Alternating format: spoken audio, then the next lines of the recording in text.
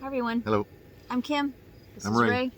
And for anyone who's following along, you know the story. For anyone who doesn't, we'll just very quickly tell you that um, Ray's son, who is 24 years old and autistic and special needs, is living with us in our home, and he's not supposed to be. He's living here against our will. He's supposed to be in a specialized group home. He's 24, but he functions at about 3 years old, and he can occasionally be violent. And so he is supposed to be in a specialized AFC group home with trained staff that can handle his medical and behavioral and mental health needs. Right. But he is supposed to be, or he is a client of community mental health, and they're supposed to be providing a whole host of services that they are not. So that's where we are. And so recently we understand that they are seeking bids to do some construction, some remodeling. I don't know about building expansion, and I guess that would be all good if it's residential. But if it's for office space, at this point, those agencies are already top heavy. They already have too many people that are drawing salaries that aren't able to find placement for people. And so the issue is the minimum wage or the low paying wage for the frontline workers, the mental health workers, the home care workers. These people, first of all, they need to be licensed. Some of them are not, but they need to be licensed and certified in crisis intervention training. And that training is available. It's out there. I went through the training 40 years ago. It's effective, and it's the only thing that's kept me out of jail and my son alive. And so it was very serendipitous that I went through that experience for working for minimum wage back in the day. So the attitude towards those jobs hasn't changed in 40 years. There are certain agencies, state and government agencies, but they contract out. And so by contracting out, you don't have to pay a premium wage. And I would like to point or out even a living wage. That community mental health voice system, when you call in, it says your premier community service. And well, when you think of premier, you think of, if I thought of premier treatment for my son, I would think of people that are trained in crisis intervention and that are educated and seeking to expand their education, and that work well with others, and that are a team, and behave professionally. And so I things haven't changed. Was 11 years ago. I was notified that Community Mental Health was terminating their contract for respite workers with Michigan Agency with Choice, and they accepted a bid from ADAPT, which they have had since then, for a much lower contract. And as a result, the level of care has greatly diminished. Michigan Agency of Choice is still there, but the only way we can get their service is if we terminate our services with Community Mental Health and get all of our services through a waiver program. But that makes you responsible. But that makes me responsible, and I'm not, so at any rate, I was told incorrectly by Jamin's respite worker at that time, 11 years ago, that his services were going to be reduced. And at that point, he had 40 hours of respite, and any police officers that are familiar with Jamin, he had much more. He had 3 episodes a day, every single day, still at that time. And there was everyone knew us and knew him. And so I sent in an appeal, but I'd never actually been notified in writing that Jamin's hours were going to be reduced. At that time, Kalamazoo County was overseeing all of the services for St. Joseph County. They saw that Jamin had 40 hours and saw this appeal and said, well, as long as he's appealing it, we might as well cut the hours. So that's what happened. I got called into CMH. I asked for a hearing, an administrative hearing.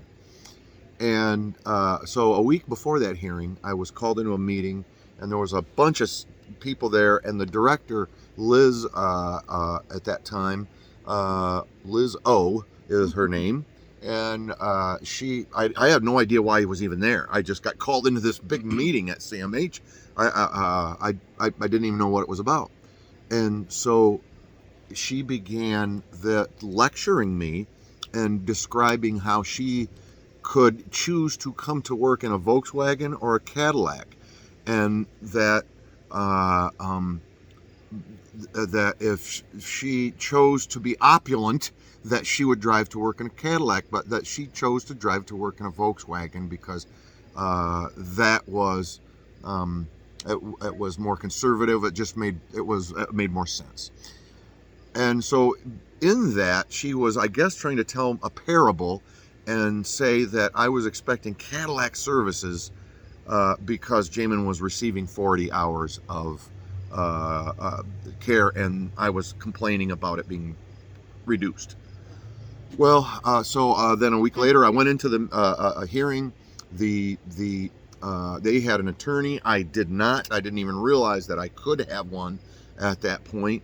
And so all the evidence that I had gathered, I hadn't gathered until after I submitted the request for the appeal.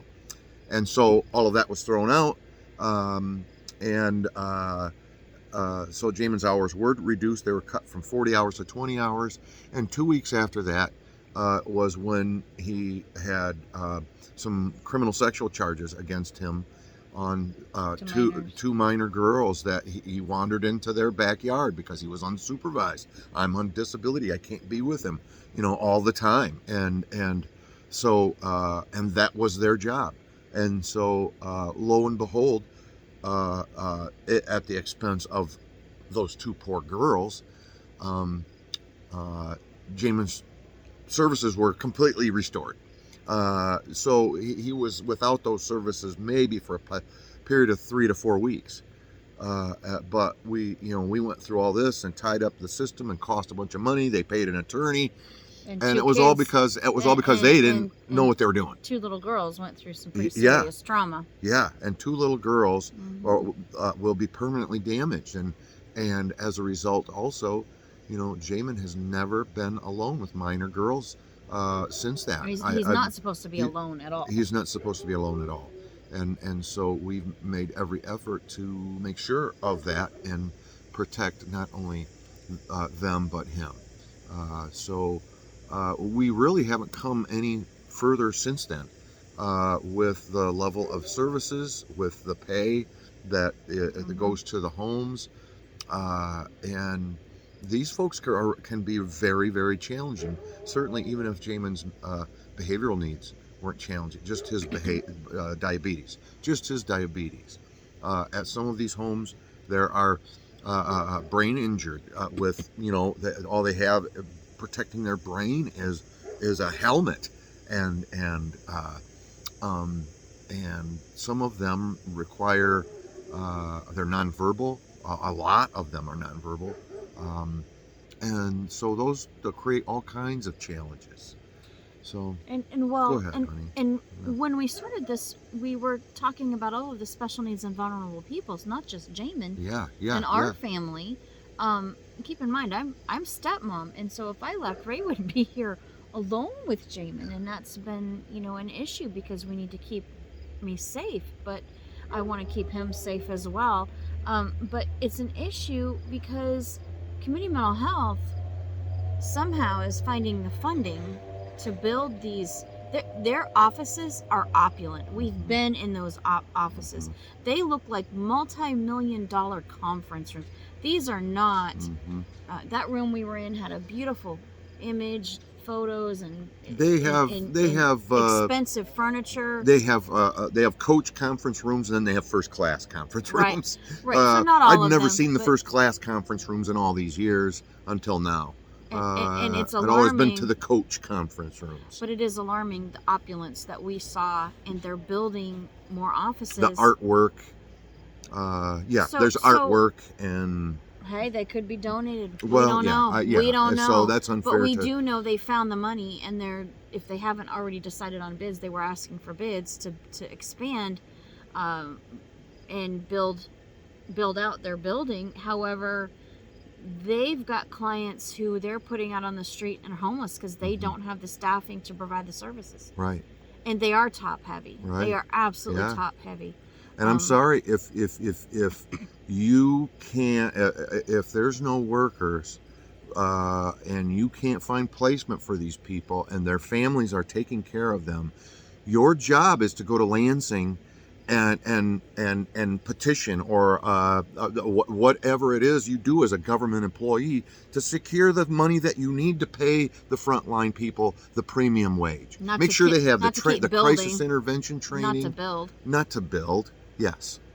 Clean the inside of the cup first. So I think the question would be, or the point to be made is, I would like to see an investigation into the budget. Where did that money come from? Who's paying for it? Yeah. Our taxpayers. Where's the oversight? And how did that all get decided? Yeah. That budget needs to be reworked if they decided, that's taxpayer money and that's what that's going to go towards. How did that get prioritized over their clients? Right. How did the building get prioritized over the clients? Especially when every single county in the state of Michigan is struggling and can't find placement for people. Every single county. So yeah, it's a pandemic, and it's being ignored to the point that that money's being diverted, and if it's above, I don't see how it can be above board when the money's going to the wrong place. Yeah. So anyway, and we're not seeing any of it. Yeah. We only have a couple minutes left before. Lost my retirement. I've lost everything. Every dime that I make goes in to keep my arms around this. We haven't been on date nights in a year. And very quickly, we only have a couple of minutes, but Community Mental Health received over $100,000 for the last home that he was in for a period of time. They split less that. than a year, and not including the money that he got, that he had to pay in rent. They split that with the home, and I don't see a dime of it. They've determined that's how much it costs to take care of Jamin, because it requires so much work and so many people, and to provide housing. Jamin actually paid for his housing. So over $100,000 went into resources to take care of Jamin, but yet they're dropping Jamin in Ray's lap and expecting Ray to be, where's that money coming from? For him to pay for it, for us to pay for it, is not his fiduciary responsibility. And we'll talk a little bit. We'll make another video about legal guardianship, custody, physical guardianship. And there are county resources available to get paid to do this. But number one, that's not the point. And it's a few $100s a month. Not the thousands of dollars that they're getting. So, right. Anyway. Okay. Yeah. Bye. Thanks.